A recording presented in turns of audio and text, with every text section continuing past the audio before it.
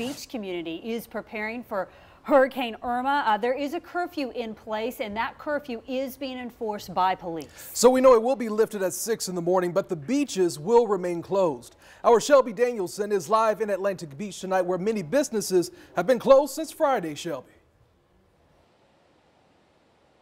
That's right. If you take a look around me right now, you can see lots of sandbags. You can see these hurricane shutters.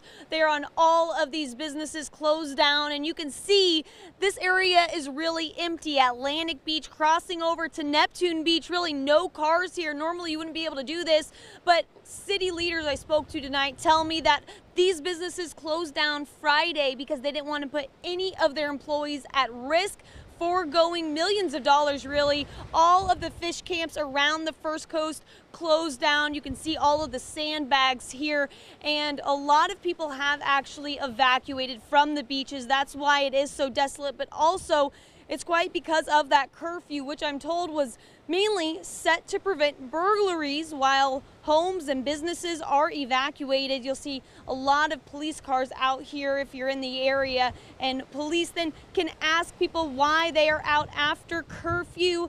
They tell me that they've actually seen some cars going up and down streets suspiciously several times. So that curfew is very important for safety reasons. There's also a reason for why they stopped all alcohol sales at the beaches. They decided long ago, they said that in an emergency situation when people are evacuating, there was no need for alcohol. Now, conditions at the beach today, very strong winds and rain, and that was just from a nor'easter. As we know, lifeguards packed up and left, so there really should be no one else out there because they won't even be there. Tonight, we met with Kevin Hogenkamp, the deputy city manager for Atlantic Beach. He says all beach municipalities are working together for this hurricane. He said he's proud of how everyone is helping out those in need, and he is ready to help too.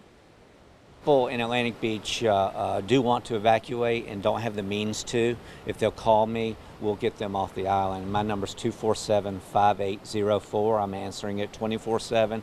If anybody knows of any person or family in need before, during, or after the storm, if they'll call that number, we will do what we can to respond to that need. And you're okay with putting your personal number out there? Yep, you betcha.